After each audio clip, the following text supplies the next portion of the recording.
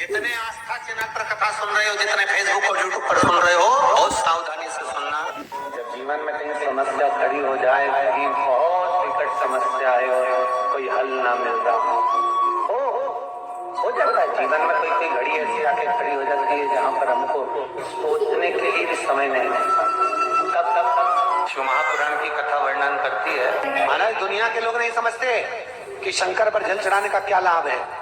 शिव महापुराण कहती है, अगर एक दिन शिव महापुराण की कथा कहती है, सोमवार के दिन भगवान शंकर को अगर जल चढ़ाया जाता है तो घर में तेज लक्ष्मी प्राप्त होती है। क्या मिलती है?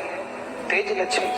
कर बैठी थी, उनके नेत्र से अश्रु गिरा, उससे बेलपत्र। महापुराण की कथा कहती है, 7 दिनों में एक दिन सोमवार का ऐसा होता है जिस दिन 33 कोटि देवी देवता बेलपत्री के वृक्ष के नीचे बैठकर भगवान शंकर और पार्वती का स्मरण करते हैं और शिव पार्वती उनकी झोलियां खुशियों से भरते हैं। देवता भी जिनका भजन कर रहे हैं वो बेलपत्री के वृक्ष के नीचे।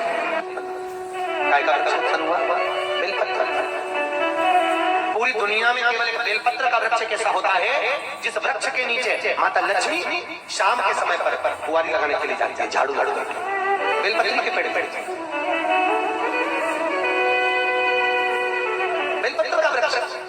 जिसके यहाँ लक्ष्मी नहीं दिखती हो, पैसा घर में नहीं आता हो, बहुत चिंता लगी रहती हो, लक्ष्मी से जुड़ी हुई, व्यापार से जुड़ी हुई, पैसा आई नहीं गया, बहुत मेहनत कर रहे हो।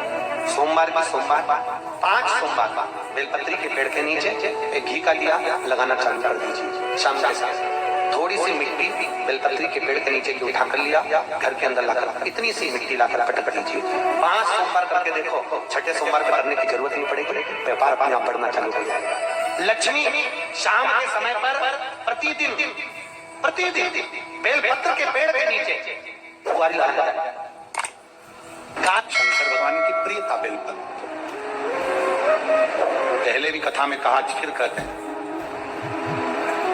जिस व्यक्ति के जीवन में धन, संपदा, वैभव, सत्ता, लक्ष्मी की थोड़ी भी कमी दिखती हो, उसको बेलपत्री के वृक्ष का पूजन चालू कर देना चाहिए। जाओ सोमवार के दिन बेलपत्र वृक्ष के नीचे जल चढ़ाकर, जल का सिंचन कर उसी बेलपत्र के नीचे शाम के समय पर संध्या काल में, प्रदोष काल में भगवान देवाधिदेव महादेव गौरी शंकर का स्मरण करो। बेलपत्र की जड़ की और बेलपत्र की तना की और बेलपत्र के वृक्ष की और तुम्हारा मुख हो। कोई आसन नहीं, केवल बेलपत्र के वृक्ष की ओर तुम्हारा मुख हो। जहां बेलपत्री का वृक्ष है उसके नीचे बैठकर उसकी छाया में, उसकी ओट में पंचाक्षर मंत्र नमः शिवाय, या फिर षडाक्षर मंत्र ओम नमः शिवाय, या फिर श्री शिवाय नमस्तुभ्यम का स्मरण कर अपने हृदय की बात गौरी शंकर से, महादेव से कहे। शिव महापुराण की कथा कहती है, 7 दिनों में एक दिन सोमवार का ऐसा होता है जिस दिन 33 कोटि देवी देवता बेलपत्री के वृक्ष के नीचे बैठकर भगवान शंकर और पार्वती का स्मरण करते हैं और शिव पार्वती उनकी झोलियां खुशियों से भरते हैं। देवता भी जिनका भजन कर रहे हैं वो बेलपत्री के वृक्ष के नीचे। लक्ष्मी, माँ लक्ष्मी भी बेलपत्र के वृक्ष के नीचे निरंतर विराजमान होती है। और आप लोगों से एक निवेदन और करना चाहेंगे, ये मनुष्य का शरीर जब तक रहे, ये मानव की देह जब तक रहे, जिंदगी में एक बेलपत्री का वृक्ष अपने रहते कहीं पर भी लगाना, उसको बड़ा करना, उसको बड़ा कर जैसे अपने बच्चे को बड़ा करते हो ऐसे लगाकर बड़ा कर महादेव से कहना कि मैंने अपनी जिंदगी में, मैं मर भी जाऊं, मेरे प्राण छूट भी जाएं, मेरे जाने के बाद मेरे घर के लोग एक लोटा जल चढ़ाएं ना चढ़ाएं, बेलपत्री चढ़ाएं ना चढ़ाएं, और ये वृक्ष मैंने बेलपत्री का लगा दिया, अगर मैं मर भी गई तो मेरे मरने के बाद भी मेरे हाथ की बेलपत्र महादेव को चढ़ती रहेगी, महादेव को प्राप्त होती रहेगी। लगाओ एक बेलपत्री के पौधे को, छोटे से बड़ा करो, बड़े से बड़ा करो, बड़े से बड़ा करो, और बड़ा करने के बाद उसको कहीं तुम्हारी मर्जी पड़े जहां, उस बेलपत्री के वृक्ष को लगाओ। अगर गलती हो गई, ये बहुत गलतियां हो गई, बहुत दुरुस्त पड़ गया, तकलीफ में आ गए, लग रहा है कि मुझसे बहुत गलतियां हुई है, बाप मेरी नहीं सुना, ये बेलपत्र का भाग की डंडी पीछे की ओर जहां बेलपत्र चढ़ा रहा है,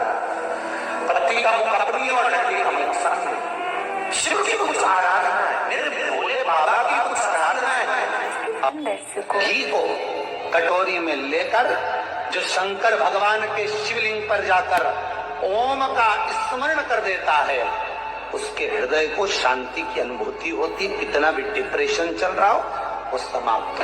जब दुनिया के लोगों के पास में सुख आ जाता है तब भगवान मुझे सुख देता है, जब दुनिया का भला हो जाता है तब मेरा भला होता है। भगवान मेरी सुनता नहीं, सब राहें बंद है मेरी, कोई रास्ता सूझ ही नहीं रहा। अगर मौका मिल जाए, एक बेलपत्र,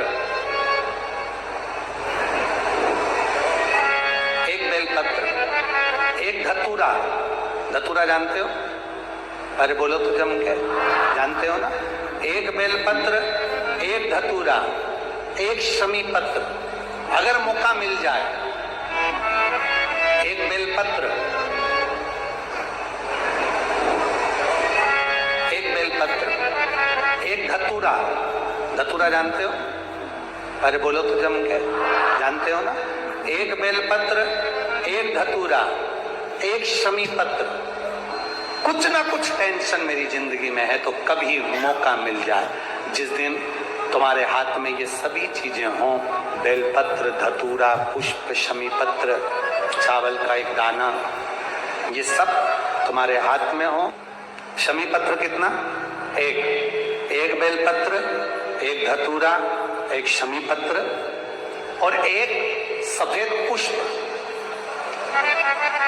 केवल एक सफेद पुष्प, एक आखा चावल का दाना। आखा का मतलब जानते हो? मतलब पूरा सेगा चावल का दाना। एक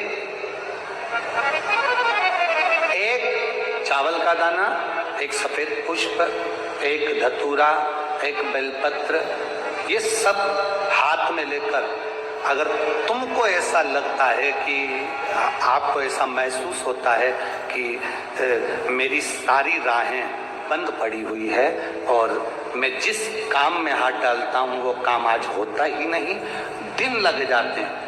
जब दुनिया के लोगों के पास में सुख आ जाता है तब भगवान मुझे सुख देता है, जब दुनिया का भला हो जाता है तब मेरा भला होता है।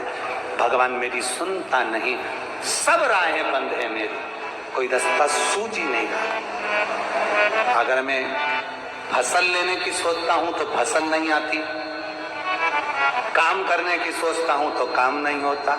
तुम्हारे हाथ में ये सभी चीजें हों, बेलपत्र, धतूरा, पुष्प, शमी पत्र, चावल का एक दाना, ये सब तुम्हारे हाथ में हो और शिवरात्रि का दिन हो, 12 महीने कोई सी भी शिवरात्रि का दिन हो, उसी शिवरात्रि के दिन जिस दिन आप दोपहर में मंदिर चले जाएं या शाम को जाएं या सुबह जाएं, कभी भी, पर शिवरात्रि के दिन अपने हृदय में ध्यान कर कर और त्रिपुरारी नाम का स्मरण कर कर, कौन सा नाम?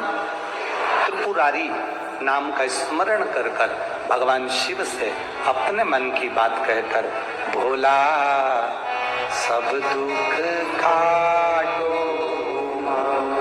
त्रिपुरारी नाम का स्मरण कर कर हाथ में लेकर भगवान शिव के शिवलिंग पर अगर हम समर्पित कर देते हैं तो ये निश्चितता है राहें अपने आप खुलना प्रारंभ हो जाती है और कार्य